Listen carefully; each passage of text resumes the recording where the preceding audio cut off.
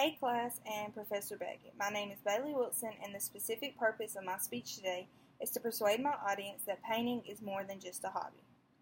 Vincent van Gogh once said, "I dream of painting and then I paint my dream." But for some like myself, painting is a dream of freedom. Painting relaxes me as I grow older. I realize that it did a lot more things for my life than just relaxing a stressed out teenager. Most people do not give painting enough credit. Growing up, I loved to paint flowers with the little sun in the corner of the canvas. It was my go-to idea when I was in the mood to paint. I began painting when I realized that I was a social outcast that did not have many friends at all. I was never invited to birthday parties and tended to be left out when it came to school activities. This caused me to become very depressed, and until probably once I actually got into painting and enjoyed painting is kind of when my happiness came back. This is one of the first paintings I ever created, and the painting reads, it's from a Bible verse, Proverbs 31:25, and it reads, "She is clothed in strength and dignity. She laughs without fear of the future."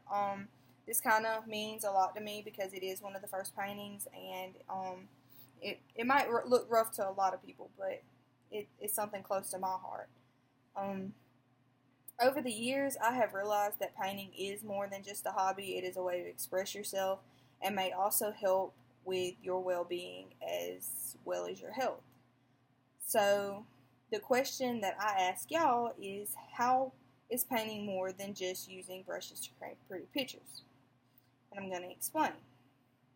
According to an article published in the Alabama Virtual Library by Time Magazine in November of 2017, a military veteran, Richard Casper, suffered from post-traumatic stress depression and severe anxiety in 2007.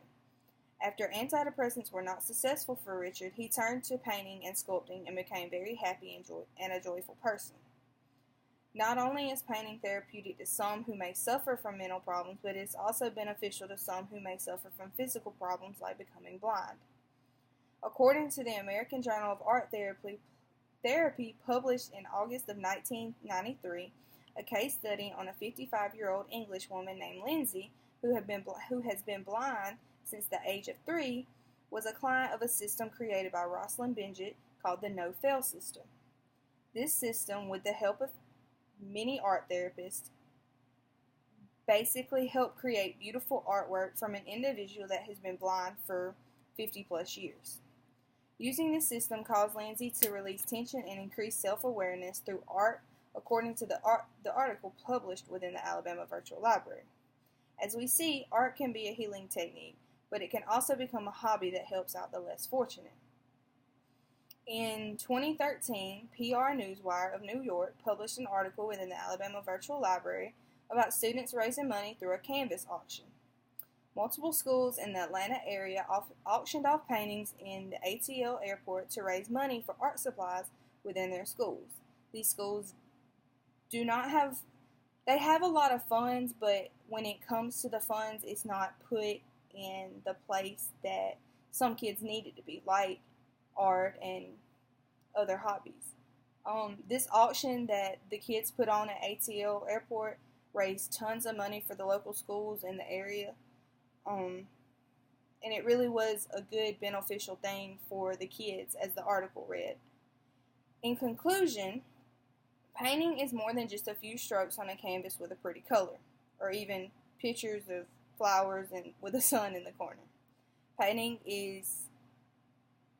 does not discriminate. It's for any age group, race, gender, whatever.